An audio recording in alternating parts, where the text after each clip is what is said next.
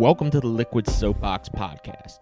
This is a show where we talk about topics that we're passionate about, giving us an opportunity to get up on our soapbox with the help of a little bit of liquid fuel.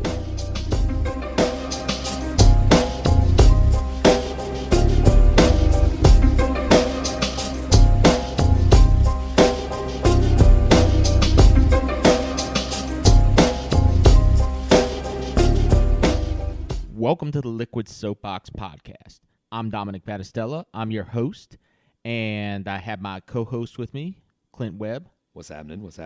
We're here in the studio today with Delores D. Todd. Appreciate you being here today. Thank you for having me. Yeah, of course. If you guys don't know, D is one of the trailblazers in athletics, college athletics, women's college sports. She's done many things with the development of officiating, with the development of women's athletic programs in general. We can talk about all of those things, but one of the things that I really want to focus on when it comes to the athletics, D, is the impact Title IX of the Educational Amendments Act in 1972 had on women's athletics, because prior to that, there was no equity or even attempt in equity in athletics in college athletics when it comes to gender. So can you tell me some of how that impacted you in your career and your life? First of all, thank you very much for having me. Title IX was passed in 1972.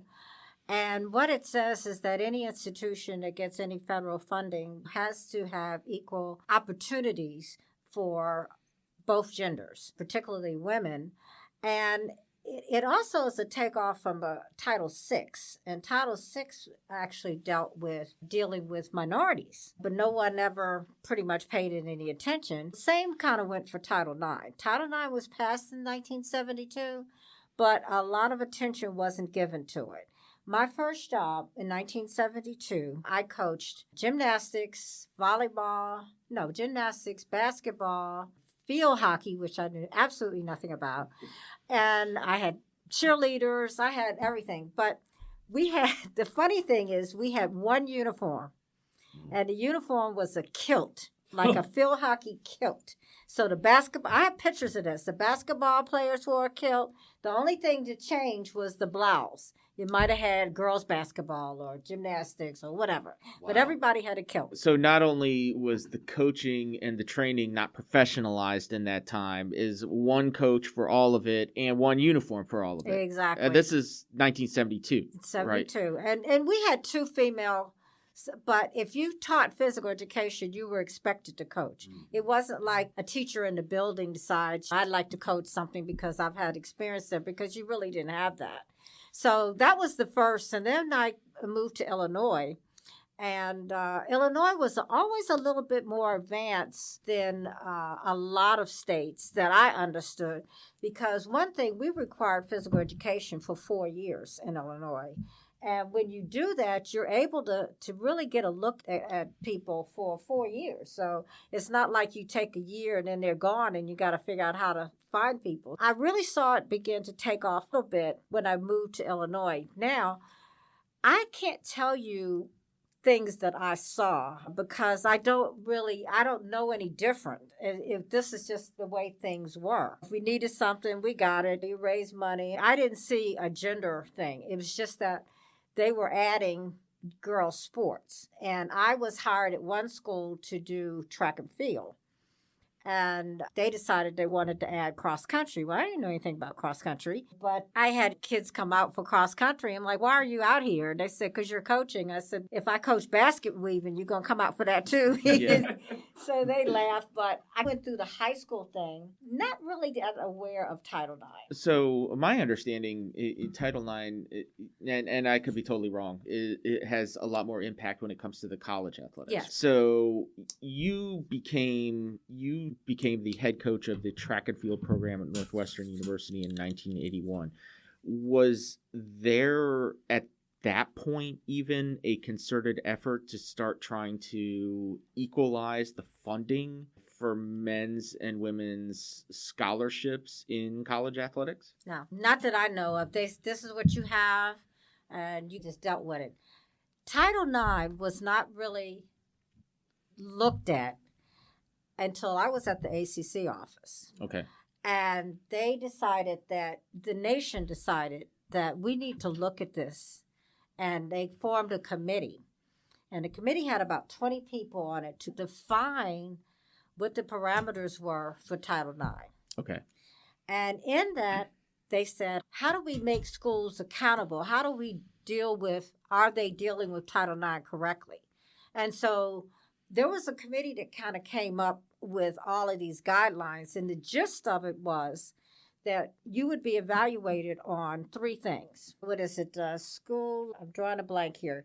You would be evaluated on, number one, I'm drawing a blank, but let's say you have 50% males and 50% females. 50% of your opportunities within a 5% average should go to the females. Okay. Proportionality, that's what I got it. Got it. Yeah. So proportionality was the first prong. The second one was history.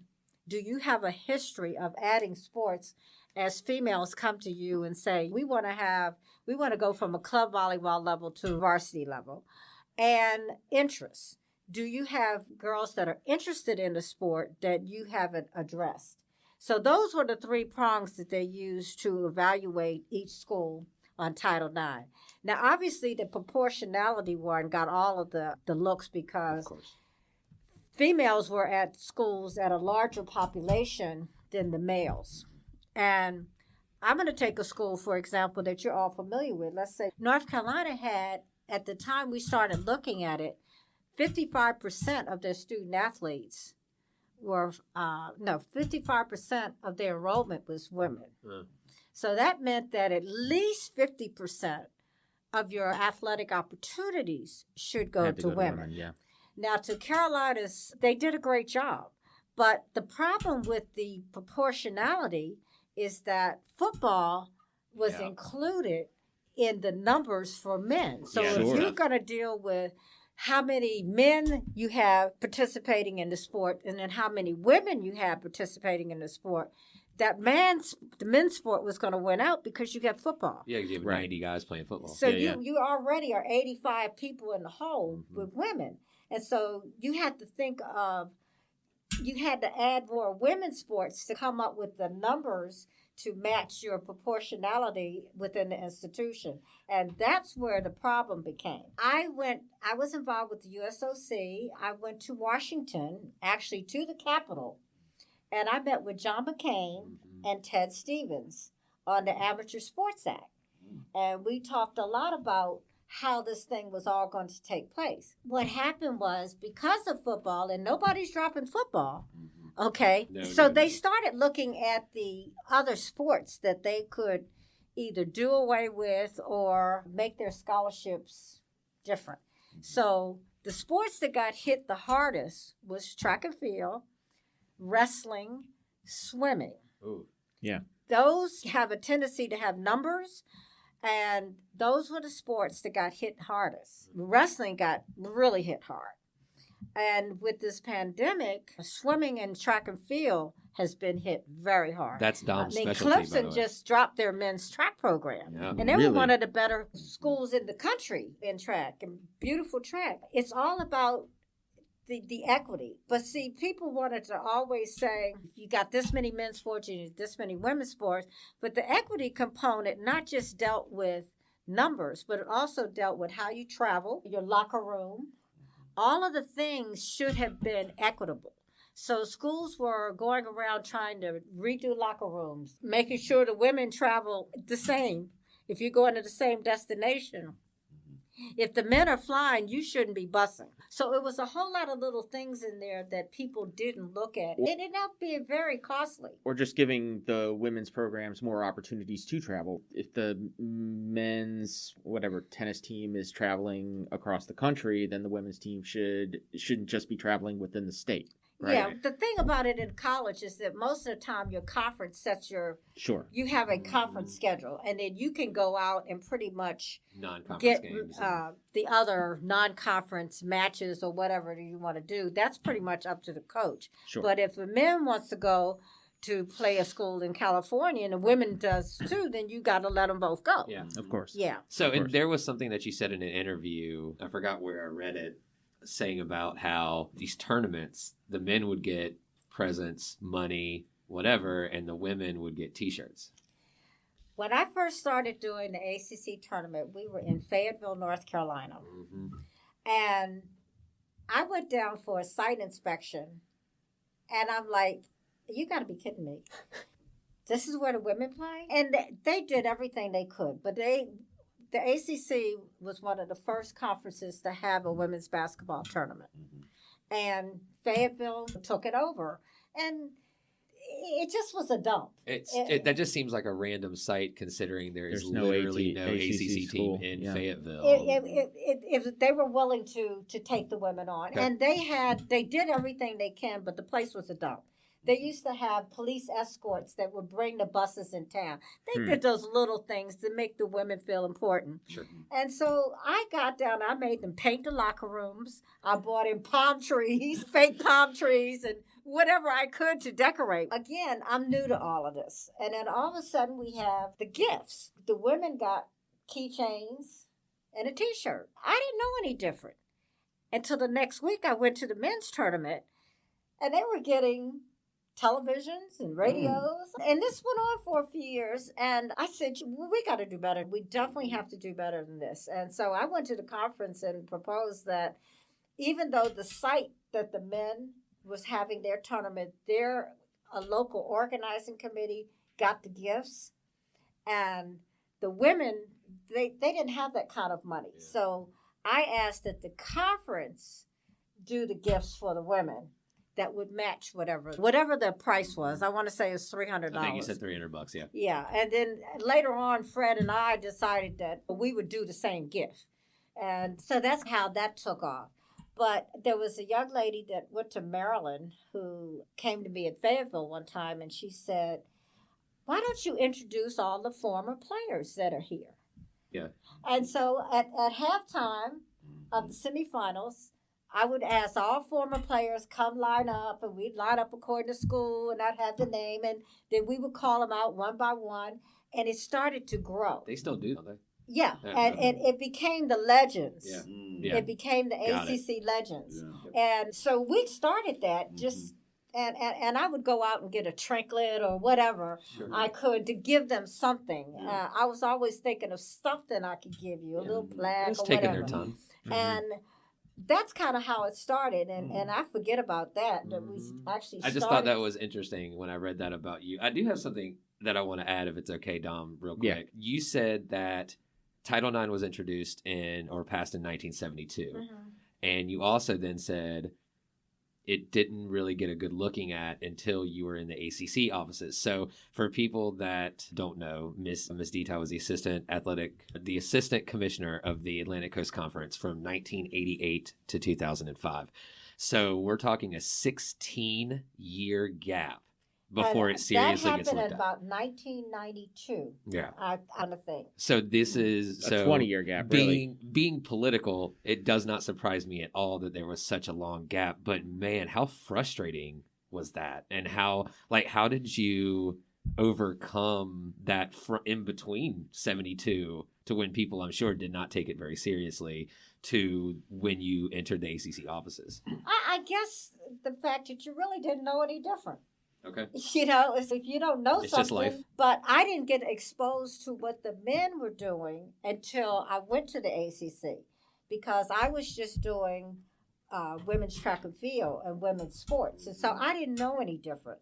But when I went to the ACC, I didn't do just women. I did all of the non-revenue sports, which ended up being 23. I started 8 of them, men and women. And that's when I started to see the inequity, particularly with the women's basketball. And because I worked the next week, I always made sure the band was there and the mascots was there. I got to see what the men were doing. I'm like, wait a minute, this is not right. So that's when I really saw the inequities. So when you start to come together with the organization, with the ACC, with some of the other conferences, and start to figure out how to apply the Title IX provisions to college athletics, you start to see some blowback. What was it that you saw, and how did you and the ACC deal with the reaction when you started to apply some equity, some proportionality to athletics based upon sex and gender? I think that each conference dealt with it a little bit differently. I think the ACC really did a good job of trying to make sure that things were equitable. I handled all of the championships. And so that meant that I gave schools a budget. They would submit what they thought they needed, and then I would get that approved, and then we would send them the check to operate the championships. We were equitable in terms of we reimbursed the schools for their travel party to come to the championships for going and coming, a certain amount of money per athlete for housing, a certain amount for meals, the whole thing that they would submit to me after the championship was over. So all of that was equitable. Each sport was equitable in its own. For example, I had men's soccer and women's soccer. Okay. Those sports tended to be, you're going to do the same thing. Right. So the inequities was really with women's basketball and men's basketball. Okay. And those are the things that I fought for the women. And again, basketball wasn't my sport, but I was charged with building this program. And I have this thing, I listen to people. If somebody comes up and say, "What? Have you ever thought about this or that?" I'm going to take it and run with it and try to make it work. So I can't take responsibility for all of the ideas, because somebody along the way might have suggested something and I just made something out of it. But the inequities were more in basketball. But Sure. now I see it's just very equitable. Now, the money is not going to ever be the same. No way. The Yeah. money is not going to ever be the same. So the schools had to make, and conferences had to make a commitment that they were going to do the right thing. And they did. Yeah. And they did. But there were only, when I was on the NCAA championship committee, when they divided up into divisions, there were only 6 sports that actually generated money. And not one of them was a women's sport. And How different is that now? Wow. I don't know, but I think it's probably close to the same. When I say generator, it was men's basketball pays for all 83 NCAA sports. Right. Sure. And that's why when they didn't have it last year, that's boy. why schools are hurting so much now. Yeah. Oh yeah. Because they didn't get that money from Oh, the yeah. men's basketball championship. That's billions of dollars in TV that revenue right billions. there. That hurt. Yeah, so yeah. it was men's basketball, baseball, Football. men's soccer, Ooh. men's ice hockey, Really? wrestling, It's huge in the Northeast. Yeah. and it was one other. Football. Has to be football. 1AA football. Oh. I called it, it was the FC. FCS, yeah. Right. Yes, we used to call it 1AA. Yeah, Sure. they were the 6th one. They actually generated money. Wow. There was not one women's sport. Wow, that's pretty great. Not even women's basketball now? now. They maybe even different. now they might now, but I'm Okay. saying when I first went on the committee, Sure. there was not one Sure. women's sport that generated money. Because Wow. when you think about generating, you're going to make something off of this. Mhm. But pretty much everything was maybe evened out. The tickets aren't as much. Well, you got to be on TV. Right. That's the other thing. Yeah. I really worked hard to get the women's basketball on TV. Yeah. Sure. In And the they got ACC. You got the contracts Raycom. with you got Raycom, you got contracts with ESPN. and It Yes. didn't and even go everything there. now.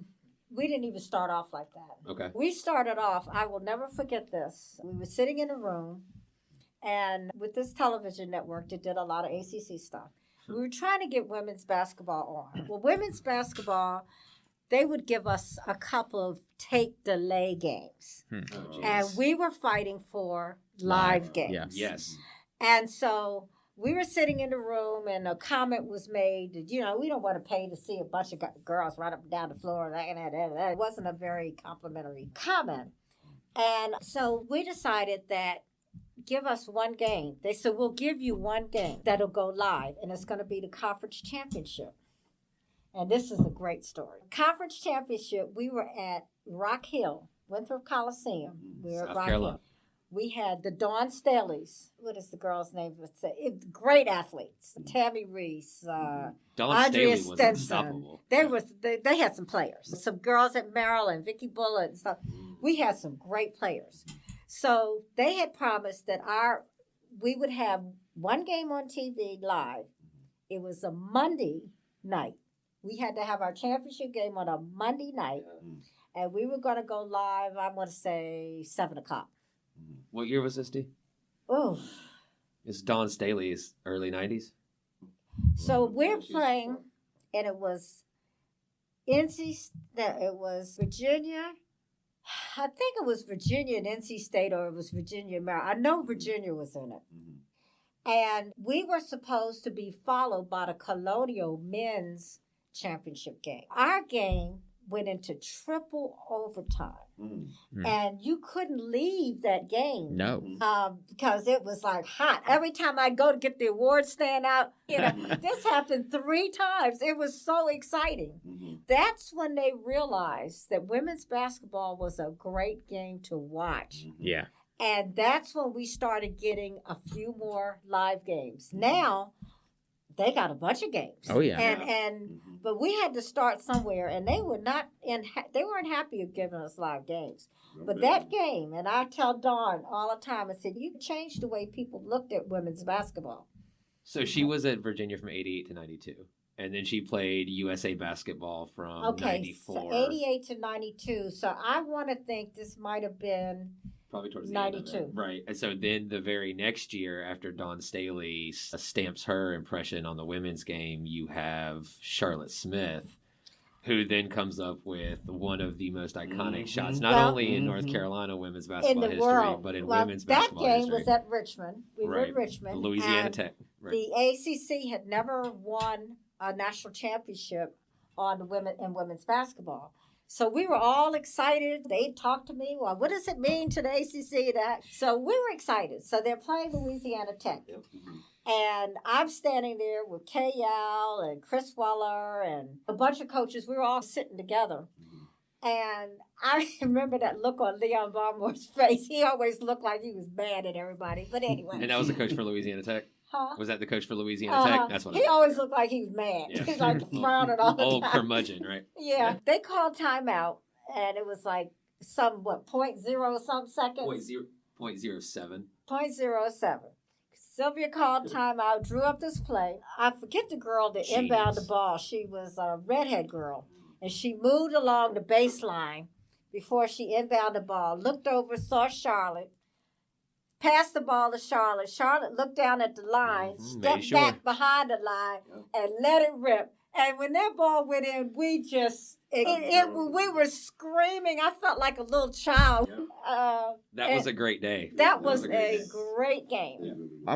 We talked a little bit about the Title IX and how that has grown women's sports, but I want to step a little bit more into the now intersectionality of sports and politics, which we've seen growing in recent years. You had a few years ago the whole I don't think it's a controversy, but I think a lot of people thought it was controversial with Colin Kaepernick kneeling for the national anthem. Sure.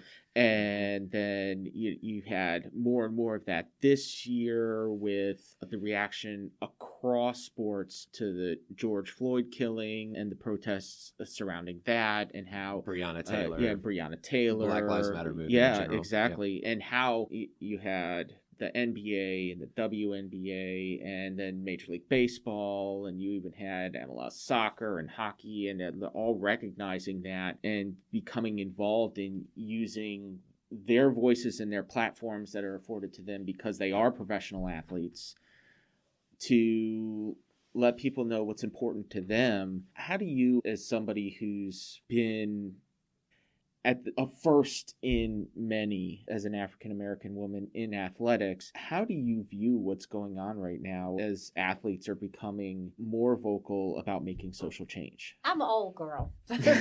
And You're only 18. Yes, I am 18. And I'm sticking by that. But I'm really proud of the athletes. I'm proud that they have the guts to stand up for what they believe in, because this stuff has been going on forever and ever. Sure. And we have Yeah. avenue that we can stand up for social change and social justice. And if you want to take a knee because you don't believe that the song, the national anthem includes you, so be it. We're so, as a society, we can be so judgmental. If it doesn't follow what we believe, then we're going to make it wrong. The Black Lives Matter, all lives matter. Yes. Okay, but people of color have had things happen to them that nobody else could understand until they walk a day in their shoes. Are you're familiar with Jay Williams, right? Basketball player for Duke. Mm-hmm. So he's a commentator now and an analyst for ESPN. He said something that it hit me. It's a few months back in an interview. He said, yes, all lives matter, but all lives can't matter. All lives can't matter until Black Lives Matter. And I don't know why that hit me, because in the way that I grew up, I didn't have these issues, of course, but most of my friends were African American when I was growing up, and I never saw that in their lives either. And maybe it's just because I wasn't programmed to see it, but I've had a conversation with a lot of my African American friends about this, and they all feel the same way that you were just saying. They're proud that they're using the platform that they have. And do you know who Emmanuel Ocho is? Who? Emmanuel Ocho. He's a former football player for Texas, and he was an NFL player, and now he has a book that has come out. I don't know if you're familiar with this, but it's called Uncomfortable Conversations with a Black Man. And he said something, I was listening to a podcast today that he was on, and he said something, he has a quote that I think is very interesting, and it plays in well to what Dom was just talking about here. It says, it wasn't enough to outlaw segregation. We should have mandated integration. And I think that's obviously big in sports right now. So what are your thoughts there? Oh, that's a heavy comment. And I don't think that anybody could understand what it's like to walk in the shoes of another man. And I think that these players are seeing things from how things really are. I don't know, it was you I was having a discussion with someone the other day. If you are a person of color, you walk in the door, the first thing they see is that you are a person of color. Right. And then you have to prove that you belong there, that you are just as good as anybody else. But a white person can walk in the room. You just walk in the room. And a funny story, I remember... It's like the default setting, right? And to me, people talk about privilege out there. I think that's ultimately really what it is, that for whatever reason, white male is set as the default, and everything else has to be viewed through that prism, and that's what it means to have that privilege. And if you're not that, then there's some inherent disadvantage of not being categorized as the default. Like you're saying, you walk in as an African American person, and that's immediately, or as a person of color, and that's immediately something that people have to process and then get beyond. Yeah, you got to go in and prove that you. But yeah. I want to tell you a story that to this day it still traumatizes me. I haven't had too many things happen, but there was an athletic director that when I was first hired in the ACC asked Corrigan. He said, how good can she be? Ooh. She wears more than one ring on each hand. Wow. And she wears big earrings. What does that have to do with you being able to handle an athletic department? That's what he said. Wow. And Corrigan, of course, told me, and of course I took, to this day, I just put these on today. I don't even wear rings. I'm still traumatized by, how did you judge me? Because my style said that I might have had two rings on my finger, or I might have had big earrings. How does that define me? It doesn't. But that is the kind of thing that I had to deal with subtly. I had another AD that I went up to a table. We were at a banquet to say something, and he said, "Oh, I'll have an extra cup of coffee." Really? You should go get yourself one. Yeah. It's right behind you. But those little subtle kinds of things that okay, so can I just rip out at you just because you say something like that? took it in, and because that's the first thing they want to say, she's gonna have an attitude. Yeah. So I was having a conversation yesterday with a mutual friend of Dre and I, and he asked me, he said, so can you tell me what you think white privilege is? Because we were talking about the political climate and everything that's happening in Washington, D.C. right now. Mm-hmm. Oh, but by the way, before you mention that, I do want to say we're recording this on January 10th, 2021. 4 days before was when basically the mob took over the U.S. Capitol, and one of the five people were killed. Yeah, it was beyond anything I've ever seen in my life. Yeah. So going back to this conversation that I was listening to between Lewis Howes and Emmanuel Ocho today, he had some really amazing things to say. I think you would love this podcast. But so he says, privilege is immunity from certain punishment or access to things based upon something. And then he said, white privilege he said, I'm not saying your life hasn't been hard. It's saying your skin color hasn't contributed to that. Yes. Mm-hmm. You can be white and not be privileged, but because you're white, you have white privilege. Mm-hmm. And so I am going to go back to my friend and tell him exactly that. And I think that's a fantastic answer. And I've never heard anybody put it like that. Mm-hmm. So I just wanted to add that to this conversation. And that's pertinent. So true. And if we would just even look at what happened 4 days ago, if that had been the Black Lives Matter, where they would have been... they wouldn't have made it to the door. They wouldn't have made it to the door. They wouldn't have been anywhere close. Not even a little bit. You saw what happened in June. It literally exactly the same spot. Lafayette Park, right? It was at the Capitol building. There was pictures of National Guards, of Marines. Oh, of yeah, standing on steps. There like this sure. The step of the Capitol. Sure. Before the protest of Black Lives Matter. Mm-hmm. And then you get to we're not going to call them protesters, to the rioters and the domestic terrorists that took part in what happened a couple of days ago, that in some videos, unbelievably enough, were escorted in by the police. Taking selfies with them.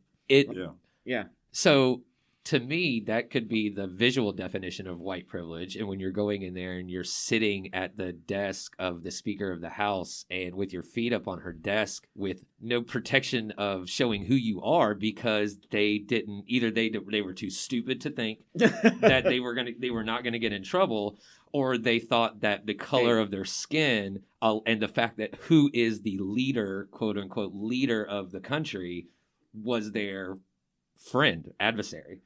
And I think that's lost on a lot of people even still. You saw 130 House members still voted against certifying the election after all this got at 4 o'clock in the morning. Mm-hmm. That's how long this went.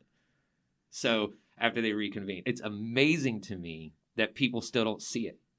It was something that watching it on TV, it just brings tears to my eyes when I just see a police officer jammed in a door and he can't breathe. Yeah. A police officer dies because he gets beaten by a fire hydrant. I mean, it's a sad state of affairs that we... And what's great, and Dom, I'd be interested to see if you did this, and Dee, see if you did this, and Dre, I know you watch the news too. Mm-hmm. I try to not be one side or another necessarily as far as what avenue I get my news. So I prefer ABC News or CBS, like world news, because they're not so biased, I guess. But I watch CNN.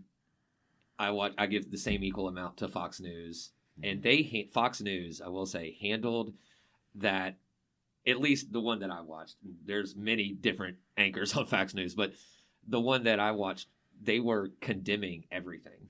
Not only from the protest, from the rioters and terrorists to the president. Mm-hmm. They were condemning everything except for Mike Pence. And I think I was pleasantly surprised to see that. And I thought it was a time where you're going to bring more unity to the country with both media outlets literally talking about the same thing. And then you have the 130 senators and House of Representatives that voted still to not certify the election. So it obviously didn't go beyond media. I watched CNN, And I've watched that so much that it's like an addiction. Yeah. You know, It's like a train wreck, Dee. It's like an addiction. Yeah. And Yeah. I'm probably one of the most liberal. I feel that I'm fair. I look at everybody for who they are, not their skin color or anything. I've helped just as many Caucasians as I have African Americans. Sure. I mean, it may be more, but I don't care. I don't care what your gender preference is. I don't care. As a matter of fact, I will defriend you if you start talking about somebody that may be their gender. I call them a little gender confusion, but that's what they. But who? I'm not here to judge them. And this thing in the last few days, I just every time I see it, it just hurts my heart to think that it's that many evil people in this world, and they want to do things as a group because as a group they feel like they can get away with it and that they're stronger. Power in numbers, right? Yeah.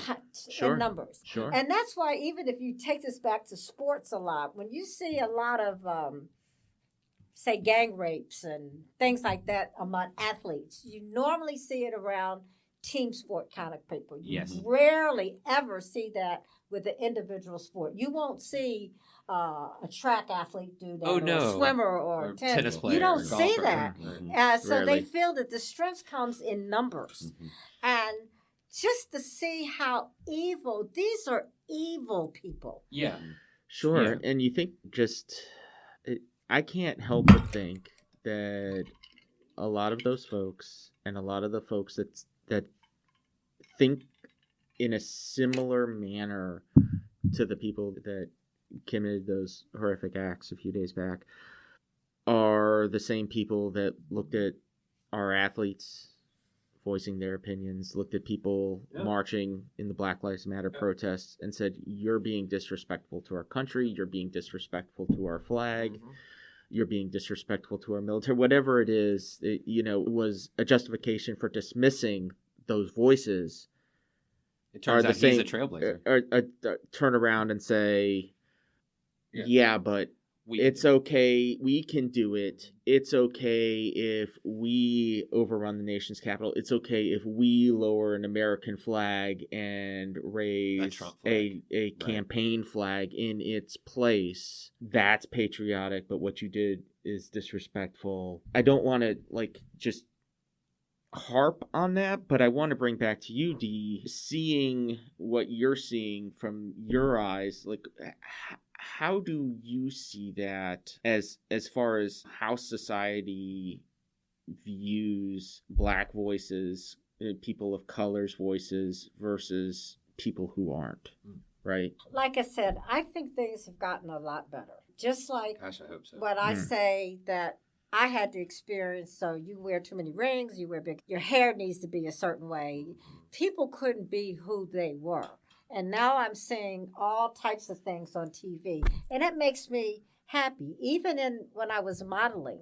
When I first started modeling back in the late 70s, I was selected because of the color of my skin. Because prior to that, they would take a person that was very fair-skinned and put bronze makeup on. So when you look at a magazine, you would see them as bronze. But when they picked me, not only for the color of my skin, but the fact that I had more Caucasian features. So that was their idea of introducing Black beauty. But now you see people that are very dark, very African features, very African hair. The people are being allowed to be who they are. And that's the way it should be. And I'm seeing a lot of that now. But we still have a bunch of people who judge you on those things. And you have, when I see what I saw this past week, I was in the 10th grade when Kennedy was assassinated. And when Kennedy was president, he was like the Obama to this generation. He was different. Yes, he was. He didn't look like the men on the dollar bills. He was young. He had a young wife and they had children. And they were like our ideal of a person. I saw that. I've been through 9/11 as most of us have. Now we're in a pandemic. I don't go out, okay, because I I do substitute, but I stay away. I'm very cautious. You have to respect science. You have to understand that if we all come together, even with something like this, we could conquer this thing. But I don't see any light at the end of this tunnel the way these people are. With the thing I think that stands out the most with me, with what happened this past week, was the still shot of the guy carrying the Confederate flag through the rotunda.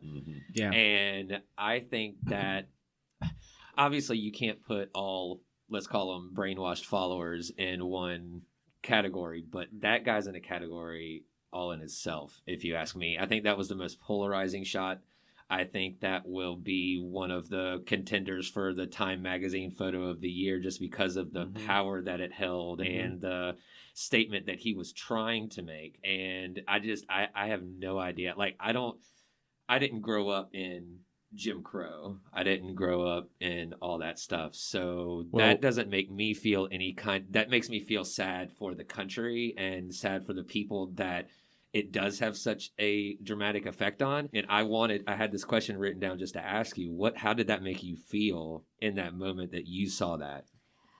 When I see that, it's just the most offensive thing that I can see. I can ride up 98. There are several houses that have Confederate flag. It's offensive to me. Yeah, that's out in the country. It's offensive. Come on, people. Yeah. This is not the flag of our nation. Right. And we are not red state, blue states. We're the United States. Geez, that was 18 whatever it was when the Civil War ended, and that flag was no longer the symbol for the country. When I see that, I automatically have a thought about that person carrying that flag. Of course you do. And I don't care if that person could be African American carrying it. I'm still offended when I see that flag. Well, it's because it's not about the person that carries. It says a lot about the people that carry the flag, but it's just the symbol for something that Abraham Lincoln abolished, and because it was the flag of the South, right? The flag that Jefferson Davis of the Confederacy, right? That Jefferson Davis hoisted at his president's mansion when the South was a separate state. It's just unbelievable to me that is still a symbol of what some people say freedom. And I don't understand. And you don't see that flag exclusively in the South now. It's all over the country. And I don't see it more as like a red state, blue state, like you were talking about. It's not a red state, blue state thing. Right. It almost seems like it's a urban, suburban versus rural. I think that's fair. Thing. That's how those are the lines that our country seems to be split. You look at the party lines and who voted for who, and you see 65 to 70% of suburbia in America voted for Trump, where the higher populated urban areas along the west and east coast did not. Well, the suburban areas around the major cities. Yes. One direction. Shout out to Atlanta for helping Trump lose this election. You look at that versus you look at the electoral map, and there's these massive swaths of red where more states, there's no people. More states go red. More states go red. More people go blue. Exactly. Yep. Good point. Yeah, it's the mass populated areas because, as Don was saying, you have flyover states, the Kansases, the Iowas, the Nebraskas that aren't hugely populated. But even those states, the urban centers are. Yes. But that's because those are the areas where there's integration, areas where people live together. Yep. And they've been doing it for generations. And the teachings get modified and corrected and improved over the years to where Middle America, you have the same people around the same people. So you're not introduced to, if you live in farm town USA, you're around other farm town boys and girls. And I don't think I'm wrong saying this. I'm going to say 99% of farmers are white.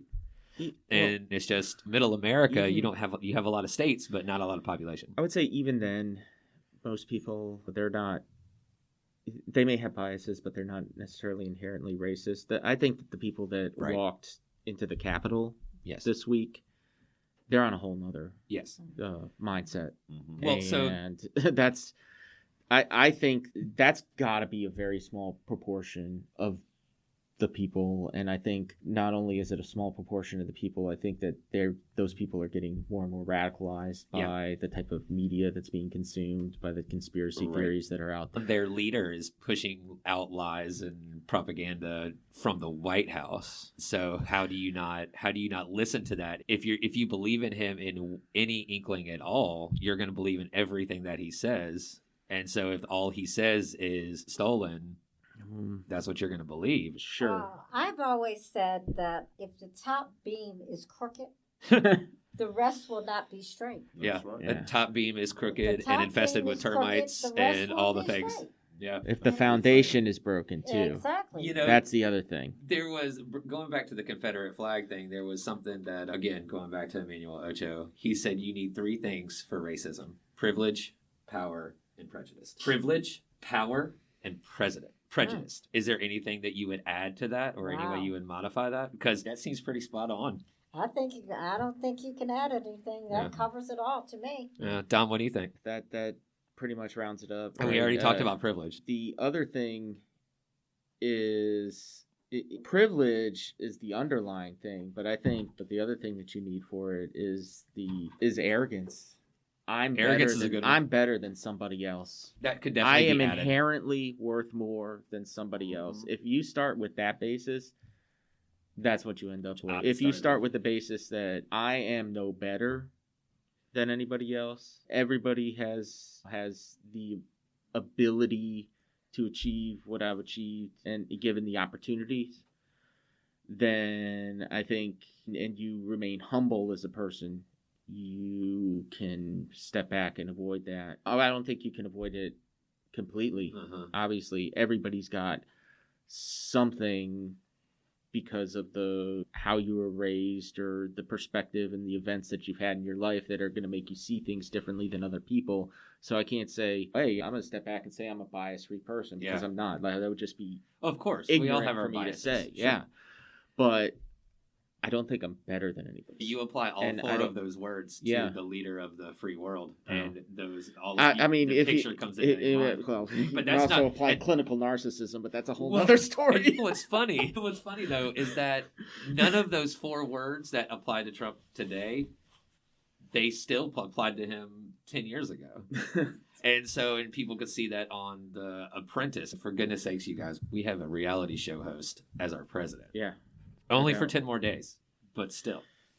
That has never even been a mayor or on city council or it's unbelievable. Anything. It's I was looking at something about the previous experience of all the presidents. He has none. Like Z. He's also a whiny baby that is not going to attend the inauguration. And you know what? If I was Joe Biden, I would say the same thing. That would be just fine. That's what Biden said. Biden said, you know what? That's the first thing we've ever agreed on. Exactly. You go. And I think that's fantastic, because you have somebody that's taking it as, because my mom asked me the other day, and I'm not sure of this answer, so anybody in this room, please answer. She said, isn't the outgoing president the one that holds the Bible that they swear in on? Nah, that's the Chief Justice. Okay, gotcha. Chief Justice. So last time for Trump it was John Roberts, right? It's going to be Roberts. It's Roberts. What's his first name? I don't know. Anyway, it doesn't matter. Okay, that's a good answer to that question. Yeah. So I'm glad he's not going. I'm just glad he's not going. Yeah, let's hope and pray for that they impeach him. No, let's just hope and pray for the next 12 days or so that there's no more incidents, that there's a smooth and peaceful transition of power. Because if for all the things that have happened in the history of the United States of America, for all of the great things that have happened, for all the tragedies that have occurred, the one thing that has held true since George Washington was our president was that there was a smooth transition of power from leader to leader, and we didn't have these issues where there was active violence and fighting at the transition of power, because that, I think, people talk about the United States being this anomaly in history. I think that's why it's an anomaly, Yes. because it's the only nation where that transition of power has never included active violence amongst political forces. And now we're getting laughed at. Yeah, the world's watching. It's just amazing to me. It's just, whew, Yeah. it just takes your breath away when Yeah, I you don't know. see It does. the Mhm. stuff that's going on. I've been out here for a minute. Yeah. I'm Well, 8 years. That's why I wanted to get your perspective on this, because you've seen some things and you've been a lot of firsty in many things, and I just wanted to get your perspective on what's going on with this, a little bit of your perspective on how sports changed for the better over the course of your career, and I really appreciate you being on the podcast and lending us your perspective and your expertise, and we hope to have you back I soon. appreciate the opportunity to be here. And I just want to say that we're talking about race relations and things like that. But with all of the things that I've been able to accomplish in this world, with the exception of Dr. Walker, every single person that has pushed me through to where I am were white men. That's great.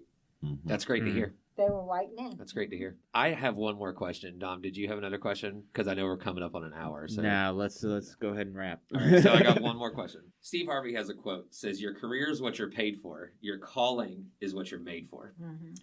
What is your calling? And do you feel like you've already achieved it? My calling is to be able to help somebody else be all that they can be. You've I'm definitely very achieved that. passionate about young people, and I'm very passionate about older people. Mm-hmm. Our past and our future. Mm-hmm. Now, all of you guys in between, you're on your own.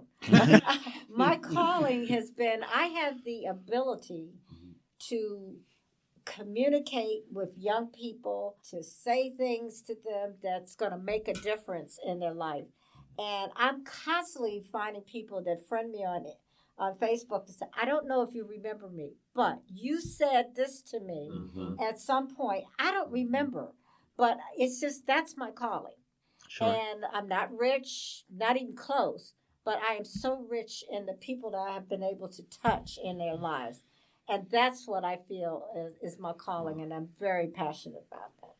It's a great answer. Excellent. And there's no doubt you have achieved all of that for sure. Just reading the stories about you and talking to people about you, because we share a really good friend in Miss Jackie Wittenberg, and she talks so highly of you. And it was a pleasure to have you in the studio for the last couple hours. So Dom already said it, and I want to echo, thank you so much for taking your time out of your day to come up here and just give us a few hours. We very much appreciate it. It's been enlightening. Thank you so much. I've enjoyed just being here and having these conversations, and I look forward to working with you guys more. It's going to be great. Thank you, Dee. Thanks, Steve.